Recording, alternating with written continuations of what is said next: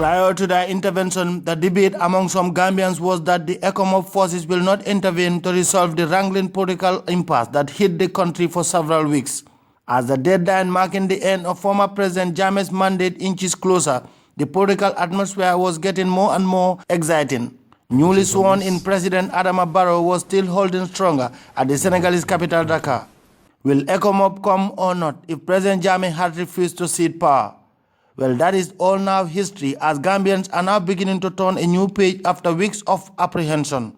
The political atmosphere that rented the air for much of December to January 21st in the Gambia became a subject of discussion at this well-attended session of the Ghanaian parliament. In line with the spirit of Ecowas, the parliamentarians took turns to commend the regional bloc for stepping up to resolve the country's political impasse.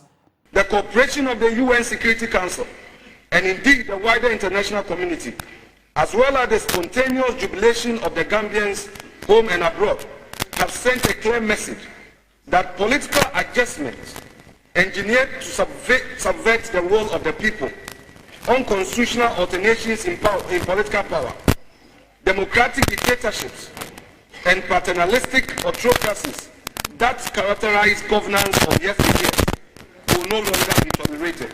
The Ghanaian MPs used the opportunity to disclose the more than 200 Ghanaian soldiers sent by Accra to form part of ECOMIG. I am particularly impressed because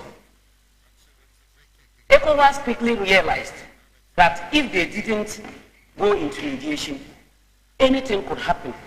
And it's not the first time that we have seen some of these problems that we wouldn't like to be associated with. The undercurrent to President Jammeh's U-turn of handing over and not handing over was the threat that he will be handed over to the International Criminal Court of Justice for abuses and atrocities associated with his administration.